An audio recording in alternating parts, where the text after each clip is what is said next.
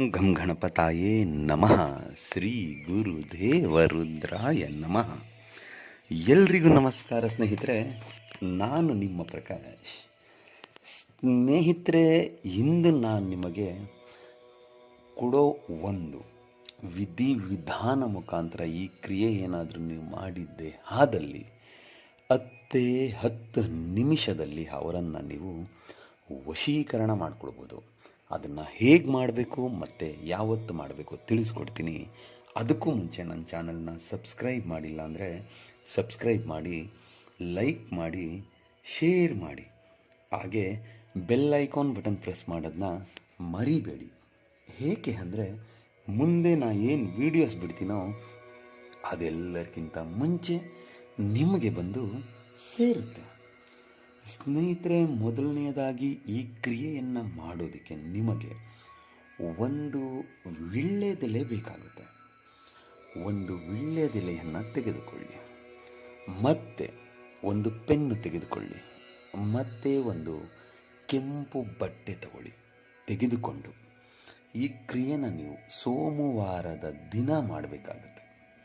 ತೆಗೆದುಕೊಂಡು ಸೋಮವಾರದ ದಿನ ಸ್ನಾನ ಎಲ್ಲ ಮಾಡಿ ಆದ ಮೇಲೆ ದೇವರ ಮನೆಯಲ್ಲಿ ದೇವರಿಗೆ ಪೂಜೆ ಪುನಸ್ಕಾರ ಮುಗಿಸಿ ಉತ್ತರ ದಿಕ್ಕಿಗೆ ಮುಖ ಮಾಡಿ ಕುಳಿತುಕೊಂಡು ಮೊದಲಿಗೆ ಎಲೆಯ ಮೇಲೆ, ಅಂದರೆ ವೀಳ್ಯದೆಲೆಯ ಮೇಲೆ ಅವರ ಹೆಸರನ್ನು ಬರೆಯಿರಿ. ಬರೆದು ಪ್ಲಸ್ ಚಿಹ್ನೆ ಹಾಕಿ ನಿಮ್ಮ ಹೆಸರನ್ನು ಬರೆಯಿರಿ. ಅದರ ಕೆಳಗಡೆ ಬರೆದು ಆದ ಮೇಲೆ ಅದನ್ನು ನಿಮ್ಮ ಬಲಗೈಯಲ್ಲಿ ಹಿಡಿದುಕೊಂಡು ಇವಾಗ ನಾನು ಏನು ಮಂತ್ರ ಕೊಡ್ತೀನೋ ಈ ಮಂತ್ರವನ್ನು 108 ಸಾರಿ ಪಠನೆ ಮಾಡಿ ಮುಗಿದ ಮೇಲೆ ಆ ಎಲೆಯನ್ನು ಫೋಲ್ಡ್ ಮಾಡಿ ಕೆಂಪು ಬಟ್ಟೆಯಲ್ಲಿ ಕಟ್ಟಿ ಅವತ್ತಿನ ದಿನ ನಿಮ್ಮ ಜೇಬಿನಲ್ಲೇ ಇಟ್ಟುಕೊಳ್ಳಿ. ಮತ್ತು ಅವತ್ತಿನ ರಾತ್ರಿ, ಅಂದರೆ ಸೋಮವಾರದ ರಾತ್ರಿ, ಅದನ್ನು ನಿಮ್ಮ ತಲೆಯ ದಿಂಬಿನ ಹತ್ರ ಇಟ್ಕೊಂಡು ಮಲ್ಕೊಳ್ಳಿ.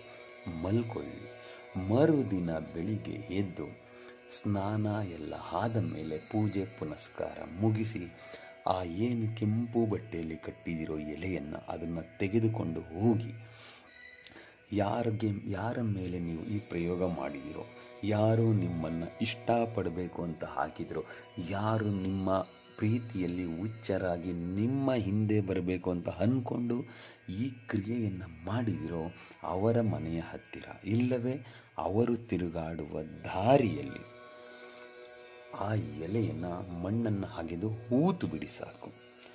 ಆಮೇಲೆ ನೋಡಿ ಚಮತ್ಕಾರ ಹೇಗಿರುತ್ತೆ. ಅವರೇ ನಿಮ್ಮನ್ನು ಹುಡಿಕೊಂಡು ಬರ್ತಾರೆ. ಅಂದರೆ ಅದನ್ನು ಹೂತಿದ 10 ನಿಮಿಷದಲ್ಲಿ ನಿಮಗೆ ರಿಸಲ್ಟ್ ಸಿಗುತ್ತೆ. ಅವ್ರ ಕಡೆಯಿಂದ ನಿಮಗೆ ಫೋನ್ ಆಗ್ಬೋದು, ಇಲ್ಲ ಮೆಸೇಜ್ ಆಗ್ಬೋದು, ಖಂಡಿತ ಬರುತ್ತೆ.